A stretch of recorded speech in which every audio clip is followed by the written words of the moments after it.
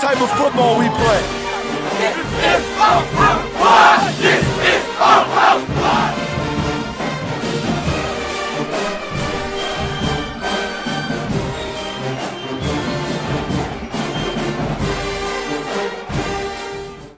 I love this place, man. I love this place. I just talked to, I started coaching in 2005, and the first quarterback I ever coached was Brandon Bush, and he pulled into the parking lot yesterday right as I was leaving, and we stood out there and talked for about 2 hours about how much we loved the neighborhood, school. Just there's something different here, man. Like when you fall in love with this place, you don't fall out of love with this place.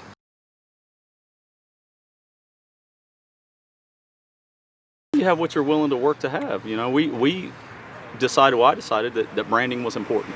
I mean, when you wake up and you put stuff on to leave the house for the day, what do you put on? You put on brands that you identify through their ability to market to you. So we said, how are we marketing to our kids? Let's market through music, let's market through video, let's market through, you see, we did the uniform unveil last year. Our brand is important. We want them to identify our brand with as something they want to be a part of, and that's where that all comes from. We wanted the basketball introductions to be something nobody else had. We want our uniforms. We have an alternate uniform. One day we want to have an alternate helmet. We want to have stuff that no one else had that you could only get at South High School. The way we paint our field. Everywhere we are, we want a standard of excellence. We feel like sometimes people embrace a standard of liability or doing just enough.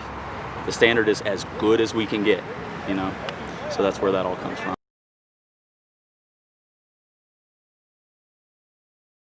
Oh man, it all starts with Coach Stovall. He was my high school coach, and he gave me my start in coaching. And just everybody I've had the privilege of listening to, going way back to the beginning, and listening to Brian White, or going to the old City League Coaches Clinic and listening to AT and watching guys do it and trying to emulate their methodology and what makes them excellent. Guys like Tim Miranda. I mean, it's a laundry. That list is a mile long. I can sit here and talk about those coaches all day, but you see who the guys are that are good at it, and well, they're great at it. Guys like Byron Maddox. It ain't hard to look at them and see what it takes to be great, and to try to pick up as much as you can from each of those coaches.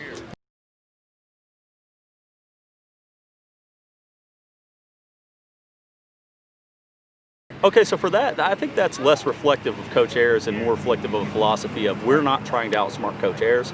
We're trying to outsmart a player that's out there maybe 16, 17 years old, not ready to pick up on the nuances of our offense and can't really understand what we're trying to do. Sometimes linebackers can't find the ball. So we were just kind of, there wasn't anything special about that. I think we made a good third and long call on a boot and hit a long pass. But a couple of those long runs that Papa had were just him doing business on a basic lead plays, us blocking those things well. I mean, we had an exemplary line that year. We had both the Shaw brothers. 5 of our front 7 were wrestlers.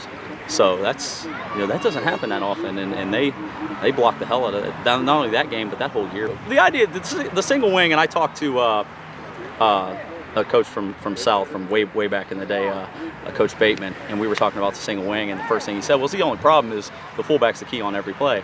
And I said, yeah, that's kind of our problem. So we're going away from the single wing this year to make ourselves a little more complex to defend, but that's the example that Coach Ayers knows what we're doing, but whether or not his players pick up on it or they can see through the mess we try to create, it's kind of an underdog system, and I have no problem viewing myself or us or our team that way. So I think that's why the identities all mesh together that way.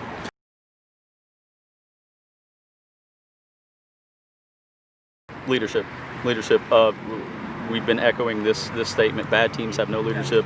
Average teams are led by their coaches, and great teams are led by their players. So it started way back in the winter with weightlifting sessions. We were taking guys that didn't normally lead and making them lead, making them teach guys lifts, making them lead stretches. So we're starting to see leadership across the board. And you'll see guys as young as sophomore out here grabbing a guy and helping him along, or motivating a guy. And sometimes it turns into a little argument and guys having to sort through things. But that's learning to be a leader. So that's what it's going to take.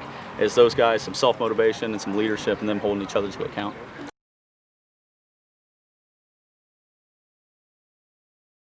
Well, we bring back Ramel Robinson, scored 25 touchdowns for us, scored 180 points for us. He was third team All-Ohio, first team All-District. He was kind of a lead by example guy. We need him to be a little more vocal this year. He'll lead us. We returned Dawson Clark-Kroon, who was fantastic back for us, really talented, a good blend of power and speed.